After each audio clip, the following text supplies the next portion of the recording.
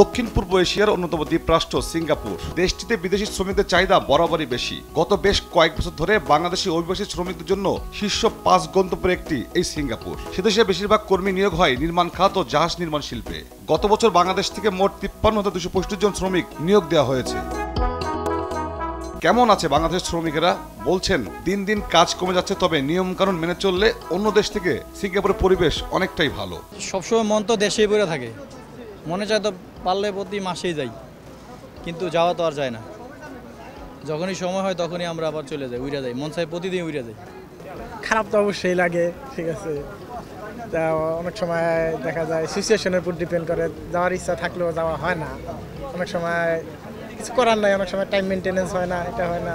তো দিন দিন কাজের পরিমাণ খুবই ঘাটতি, ঠিক আছে। আপনার বেতন একই কোম্পানি এক এক রকম দিতেছে। এই দিক থেকে দেখলে দেখা গেছে আপনার মানে সব মিলাই মোটামুটি এখন সিঙ্গাপুরের যে প্রবাস জীবনযাপন দিন দিন খুবই টাফ হয়ে যাইতেছে।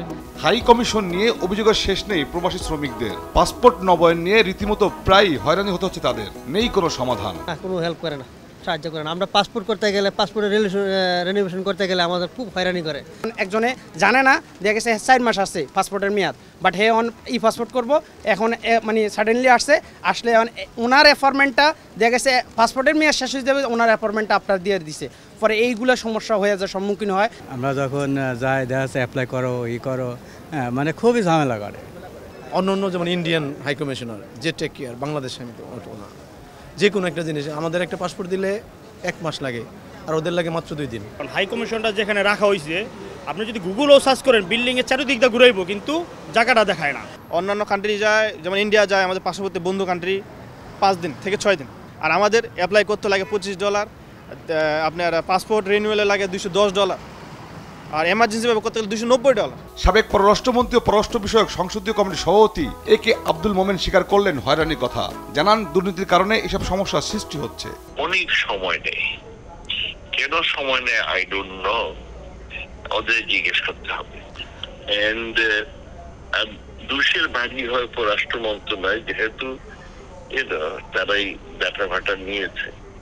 আমরা এই নিয়ে একাধিকবার হোম মিনিস্টারের সাথে বসেছি আমি মন্ত্রী থাকার সময়, এবং পাসপোর্ট অফিসটাকে ঢেলে সাজানোর জন্য অনেক চেষ্টা করেছি, কিন্তু খুব একটা সাকসেসফুল হয়নি। বিশেষজ্ঞরা বলছেন প্রবাসীদের সমস্যা সমাধানের চেয়ে হাই কমিশন ভিআইপি প্রোটোকল নিয়ে বেশি ব্যস্ত থাকে।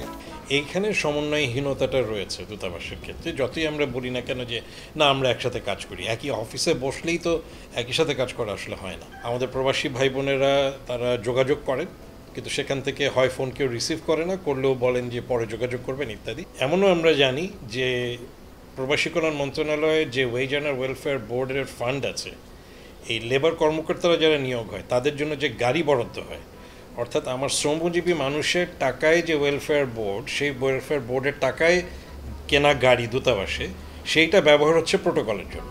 সরকারের সমন্বয়হীনতাকে দায়ী করলেন এই অভিবাসন বিশেষজ্ঞ। তৌফিক মাহমুদ মুন্না, দেশ টিভি, ঢাকা।